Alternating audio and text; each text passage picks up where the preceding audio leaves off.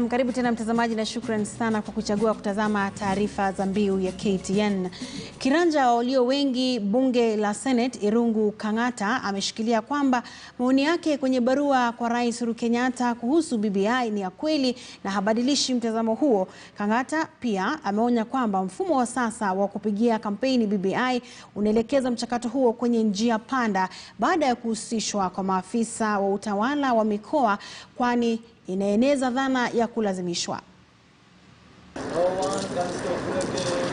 Kwa siku kadhaa sasa, Seneta Irungu Kang'ata amejawa na mawazo kuhusu barua yake ya BBI. There was no other political player who was involved in the drafting and making of that letter. It was my own honest and candid assessment of BBI in our region. Kang'ata anasema namna BBI inavyoendeshwa kwa sasa inaonekana kuwatenga hata viongozi ndani ya chama cha Jubilee, wale wa tangatanga. I used to tell my colleague Pogisho and other leaders, please do not discriminate against the so-called tangatanga senators. You see, originally there was an attempt that they don't even get a committee position. Kang'ata anasema hatua ya serikali kusukuma gurudumu la BBI kwa njia zote, ikiwemo kuhusisha maafisa wa utawala wa mikoa, kumeeneza dhana ya kuwa BBI ni mchakato wa lazima. If you have a problem with your health, you go to a doctor, not to a lawyer. If you have a court case, you don't go to an architect, you go to a lawyer. So in the same manner, on matters selling this political document called BBI, I would imagine it makes sense for government to use elected leaders as opposed to use state machinery. That is the feedback that I got from the people. Swala hili limegusiwa mara kadhaa, ikiwemo na mlengwa wa barua ya Kang'ata kuhusu BBI, Rais Uhuru Kenyatta. Rais anasema maafikiano yake na Raila Odinga na BBI yalichochewa na umuhimu wa kuunganisha Wakenya. Na kama itamaanisha kusalimiana na kuongea pamoja na wale ambao tulipingana, kama italete amani, kama italete umoja ambao ndio msingi wa maendeleo, wacha iwe. Hata hivyo, BBI na mapatano ya salamu za heri yameleta kero serikalini. Naibu Rais William Ruto na mrengo wa tangatanga hawajafurahishwa na jinsi mambo yamekuwa yakiendeshwa. Haja yetu ni kuhakikisha ya kwamba katika meza mahali mambo ya Kenya inajadiliwa, itazungumzwa mambo ya wale, lakini pia mambo ya wananchi lazima izungumzwe pale, na hiyo meza lazima itutoshe sisi wote. We came to a realization that it is something that has been boiling in that region, the Mount Kenya region, but people are somehow fearful to say it, to publicly bring that issue before the public, or rather to inform the government that there's a problem. Kang'ata anasema kwa sasa yeye ni mjumbe tu wa hali ya mambo katikati ya nchi kuhusu BBI. Mark na Maswa, KTN News. Na viongozi wa dini wanaonya dhidi ya siasa za migawanyiko taifa linapoendeleza mjadala wa BBI na maandalizi ya uchaguzi mkuu mwakani. Askofu James Mbugwa wa kanisa la Fountain Gate hapa Nairobi ameonya kwamba iwapo wanasiasa wataendeleza cheche na semi za chuki dhidi ya viongozi binafsi na makabila mengine, huenda taifa likatumbukia kwenye machafuko. Any time we approaching elections, kunakuwa na zile tensions. Kunakuwa huyo akona interest hii na ule akona ile ingine, lakini la muhimu ni kujua kwamba sisi zote ni one nation, Kenya. Na hiyo one nation is made up of many tribes, maybe 47, maybe even more tribes that make this one nation, great nation of Kenya. We should zero in more on the things that are making us one, more than the things that would divide us. Mambo ambayo yanatufanya kuwa kitu kimoja ndio tunafaa kuangazia na kufuatilia sana, so that then each of us can exercise the necessary caution and restraint in what we do and what we say, both in the general nation and also in the political class. Mnajua sasa wanasiasa kazi yao kubwa sana ni kuongea, na wanasiasa hawaongei tu hivi bure, kuna kitu wanalenga. If you hear a politician say something, there is something behind what they say, something informing what they are saying. And I would want to plead with our politicians to think more about the national unity than personal interest or party interest or tribe interest. Different tribes feel like it is their time or they should get whatever favor. Let's think more about the national unity than about personal desires. Na kundi moja la vijana ambalo linajiita Team One Nation limeidhinisha ripoti ya BBI na kusema kwamba sababu kuu ya vijana kuunga mkono ripoti hiyo ni kutokana na nafasi ambayo imetoa ya kuimarisha kiuchumi. Kundi hilo lilitoa msimamo huo wakati lilipohudhuria mkutano nyumbani kwa kiongozi wa ODM Raila Odinga katika mtaa wa Karen. We are going to move to each part of this country preaching peace and peace through BBI. BBI is the only thing that will bring peace in this country, because initially we have had elections, and after the election we have post-election violence. So we have said as youths of this country, because we are the ones who are being used to kueneza hii vita katika nchi yetu ya Kenya, we are saying very categorically that we are no longer going to be used to spread violence in our country. And we are going to carry out civic education about BBI, from the smallest village to the biggest village, because we are saying that nobody decided to be a Luo or a Kikuyu or a Kalenjin.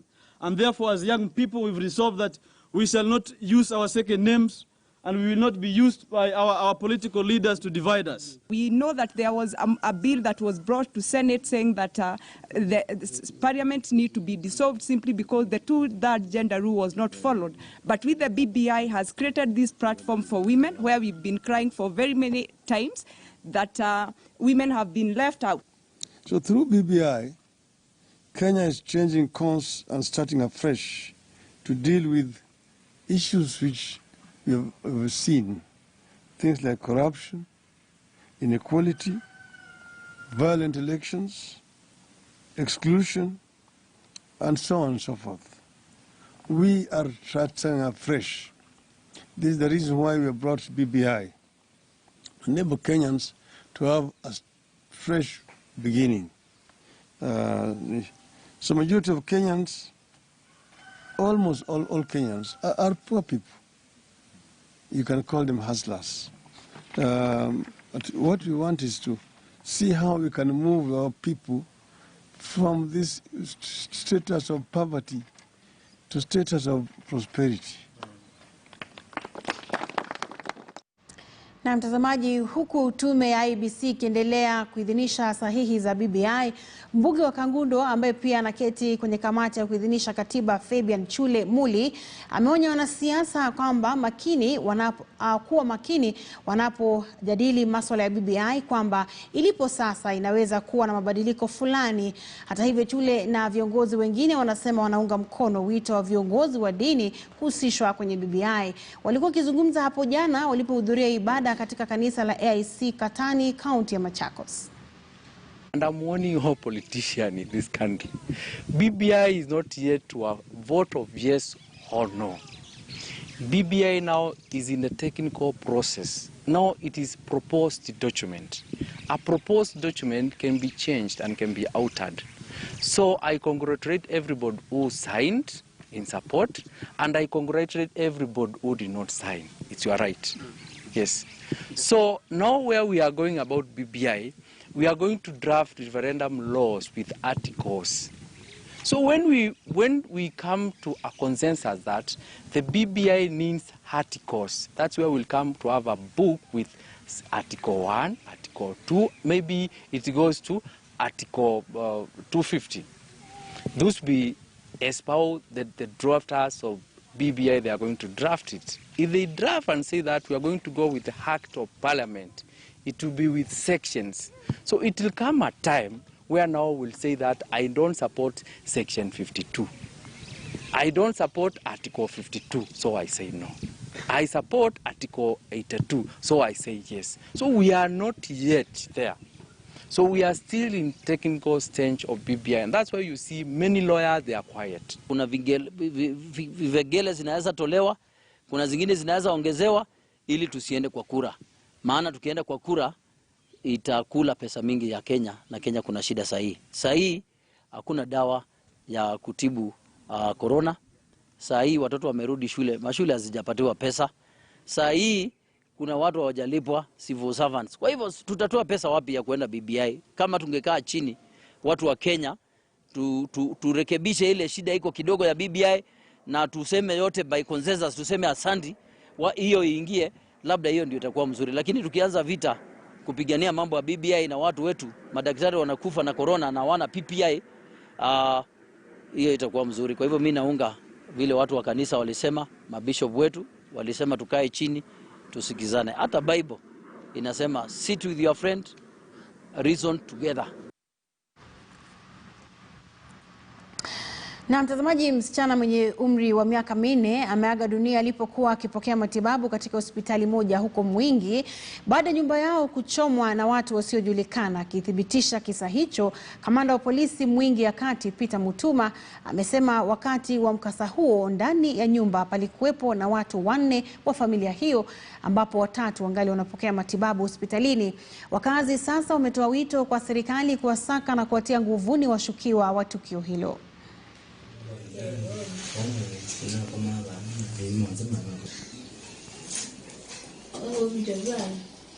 Hii ni mara ya pili. Hiyo kitu imetustua sana na ni usiku tukastuka sana. Hata sisi tumeshikwa na uonga mingi sana. Tunashindwa kwani hii serikali inalipwa ama ni nini? Nyumba ilichomwa, hakuna hatua imeshukuliwa. Hakuna mtu ameshikwa. Hata sisi tuko na hofu sana hapo Kivu, tunahofia sana maisha yetu. Wale waliokuwa ndani walichomeka wakaumia, wakapelekwa hospitali, na kwa bahati mbaya kuna mmoja ametuacha. Wale wengine bado wameathirika sana na bado wako hospitalini. Tunaambiwa twende wapi? Ndio nauliza General mkuu wa polisi, Mtuambai, tafadhali Mtuambai. Tafadhali tunaumia, tunamalizwa. Kibu kumewaka moto. Kuja waangalie, kuja utusaidie. Sisi tuliamshwa na moto. Sasa kuamka kaona nyumba moto imejaa kila mahali. Sisi tulichomekea hapo. Bibi sasa tumekuja hapa mbele kwa kitu. Na sasa sisi tutafanya nini? Na mzozo wa miaka mingi ambao umekuwa ukizingira kipande cha ardhi cha Vipingo Kilifi Kusini umepata suluhu. Tayari kipande hicho cha ekari 4,000 kimerudishiwa wananchi. Kulingana na mbunge wa eneo hilo Ken Chonga, shughuli iliyosalia ni ya kuyapima mashamba hayo na kuyagawia wakazi ambao wanastahili kwa njia ya uwazi. Aidha, amesema ardhi za mradi wa Maweni na Kijipwa zinaathiriwa na hali kama hiyo na mikakati ya kuhakikisha zinarudishiwa umma inaendelezwa.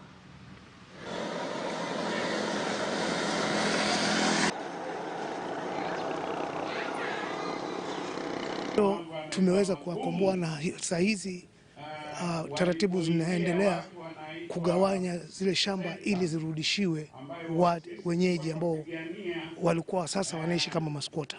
Hivyo pia tuko hapa kwa sababu ya hilo shamba ambalo nakwambia Rea Vipingo, ambapo ekari 4,000 zilikuwa zime-expire lease, na tukafuatiliza kwa karibu mpaka shamba hizo eka 4,000 zimerudishwa kwa wenyeji. Kwa hivyo tukiungana na wanasiasa pamoja na the Chonye community, we are ready to see the fight go on, tuone mwisho wa hili tatizo la uskota. Huyu bwana hata baada ya kupewa notisi na serikali kwamba aweze kuondoka, alijitetea kwa kwenda kotini na akapewa reprieve, akasemekana kwamba aendelee kutumia ile ardhi. Lakini hata hivyo, kama CBO tumeongoza jamii yetu kwenda katika court of appeal ili kwamba we appeal against that decision, because imedhihirika waziwazi kwamba hii ardhi ilitakiwa kurudi kwa wananchi. Na mamia wakulima katika eneo la Mafisini huko Msambweni, Kwale, wamepinga mpango wa kulipwa shilingi 1,300 kwa kila ekari ili kutoa nafasi ya kuchimbwa madini ya kampuni ya Base Titanium. Wakulima hao wanataka kulipwa shilingi milioni 15 kwa kila ekari. Kulingana nao, kiwango kinachopendekezwa cha shilingi 300,000 ni kidogo mno na hakitoshi kununua ardhi nyingine pamoja na kuanza maisha upya. Aidha, wanasema wakulima wa maeneo ya Maumba na Nguluku ambao awali walilipwa shilingi 80,000 kwa kila ekari na kampuni hiyo wanaishi maisha ya uchochole. Sababu ni pesa chache sana. Kwa maana ukipewa 1,300 kwa eka, wendo ukatafute shamba mahali pengine. Mashamba ni the same price or even more. So hiyo pesa haiwezi nunua shamba na huwezi jenga nyumba mpya ukaseto. Kwa hivyo sisi pendekezo letu kama Base Titanium wako serious na wanataka kuchimba madini hapa, ni watoe shilingi milioni 15 katika kila ekari moja ya shamba. Manake unaenda kudisconnect watu kutokana na maisha ambayo walikuwa wamezoea. Watu wamepanda, wamekeza huku, kuna mikorosho, kuna minazi na michungwa mingi sana. Watu wanachuna hapa kwa huu mchanga. Na sisi hatufanyi biashara na huu mchanga kama vile wale wanataka kufanyia. Shamba zetu siko na title deed kulingana na vile tunaongea, na kuna mimea mingi ambayo tunauza kwa mwezi, minazi, miembe. Nikilinganishwa hiyo pesa napata pesa zaidi kwa mwaka, na nikihamishwa na hiyo 300,000 nitaenda kupata shida. Sitasomesha mtoto, sitafanya jambo lolote, na mimi mwenyewe nitaenda kukaa. Mimi kama mzee saa hii nipewe 300,000, nitaabudu kujenga, nitaabudu kufanya jambo lolote. Nataka nipewe kitu ambapo mimi nitaenda kuishi maisha ambayo ya starehe. Shamba zetu tunauza milioni 15, na kama watashindwa tunaomba waondoke. Na pameibuka siasa katika eneo bunge la Nakuru Magharibi baada ya mchujo wa chama cha Jubilee katika uchaguzi mdogo wa wadi ya London ambao ulifanywa Jumamosi. Baadhi ya viongozi sasa wamejitokeza na kumshutumu mbunge wa eneo hilo Samuel Arama kwa madai ya kupanga njama ya kuiba kura katika mchujo huo. Francis Njoroge ambaye aliwahi kuhudumu kama mwakilishi wadi ndiye aliyeshinda. We have a candidate for their party, but this is nothing but a scheme to bring in a project specifically for himself and for their party, as opposed to representing the people of London Ward. It is not a secret. The people of London understand and know exactly that that remains a project, and we will not accept projects in London Ward. Wananchi wa Nakuru Town West wameweza kupata haki na kujua vile pesa yao imeweza kutumika. Tumeona hizi pesa zikitumika kwa njia ya kujitajirisha kule chini. Wale watu ambao wanafanya kazi kwa ofisi ya MP, tunataka wachuguzwe. Zile properties ambazo tayari we can identify them, ambazo wanafanya kule, watuambie hiyo pesa wanatoa wapi ya kujenga manyumba ya magorofa na kujitajirisha na mambo ambayo sisi wenyewe tunauliza maswali. Even anybody can wake up one morning aanze kusema pesa imekuliwa, wameandika mabarua to want corruption. Hakuna mahali hawajaandika barua, na watu wanakuja wanafanya auditing, wanakuja wanakuta everything is done properly.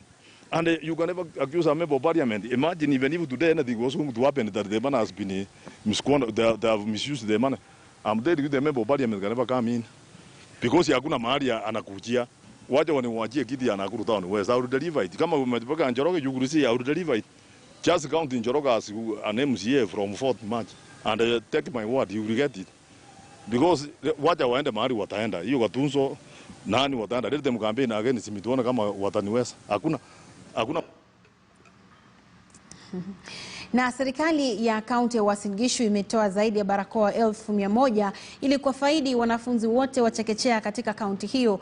Gavana wa kaunti ya Uasin Gishu Jackson Mandago amesema kwamba serikali yake imeweka mikakati ya kuzuia maambukizi ya virusi vya corona wanafunzi wanapoendeleza masomo yao baada ya kipindi kirefu nyumbani. Kwa upande wake, mkurugenzi wa elimu katika kaunti ya Uasin Gishu Mbaga Gitonga amewahakikishia wanafunzi usalama wao baada ya serikali ya kaunti kuhakikisha kila shule inafaa vifaa vya kusafishia mikono na walimu kuhamasishwa kuhusu virusi vya corona.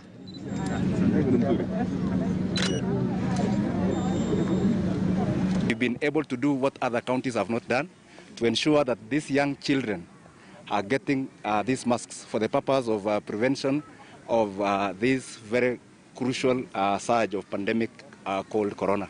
So we want to be very thankful that today we've been able to do this, and we are going to ensure that these things are going to schools. Government of Uasin Gishu, under the leadership of the governor, has decided that we are going to support the learners to have the face masks. You know very well the government told the members of parliament to use the CDF to assist the primary and secondary schools. But because our mandate is with the ECD, we have done it, and we want to say that if we all cooperate with the protocols that have been provided of prevention, we are going to win against this fight. We are aware that members of parliament have not received the money, but we want to urge national government constituency development funds, even if there is a shortage of resources, if they can release some little amount, particularly to go towards supporting masks for primary and secondary schools, it will go a great step in making sure that schools run and we don't run the risk of closing schools because of the spread. Na tuelekee katika kaunti ya Kajiado ambapo wakazi wa kaunti hiyo wameitaka serikali ya kaunti kuwatoza faini waendesha magari ambao wanabeba mizigo kupita kiasi na kuharibu barabara ya kaunti hiyo ambayo imejengwa majuzi. Wanataka Kenha kudhibiti idadi kubwa ya malori ya kubeba mchanga na kutumia barabara ya Kajiado kuelekea Narok, wakihofia kwamba huenda barabara hiyo ikawa haipitiki siku chache zijazo.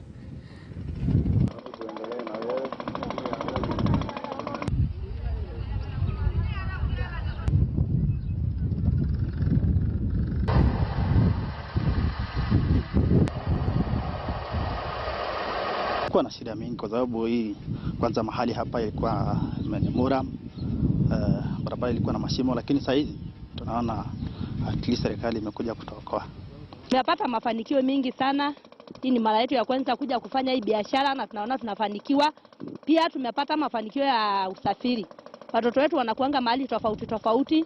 Na sasa hivi kwenda kumfikia mtoto wako hakuna venye utaweza kosa kumfikia. Kwa hivyo sisi tumeshukuru sana na tumefurahia. Huko ndani tukitembea barabara ni mbaya mbovu, lakini tunaomba kama kuna fadhili zingine tunashukuru tukipata. We had a meeting with all the sand harvesting and transporting stakeholders where we told them everybody has to be involved in protecting the road for our own good. It's not for the good of anybody else. And we agreed that if you have to harvest and transport sand, if you think it is helping you, then you have to do 10 tons or less. And if you do more than that, the law has to take its course.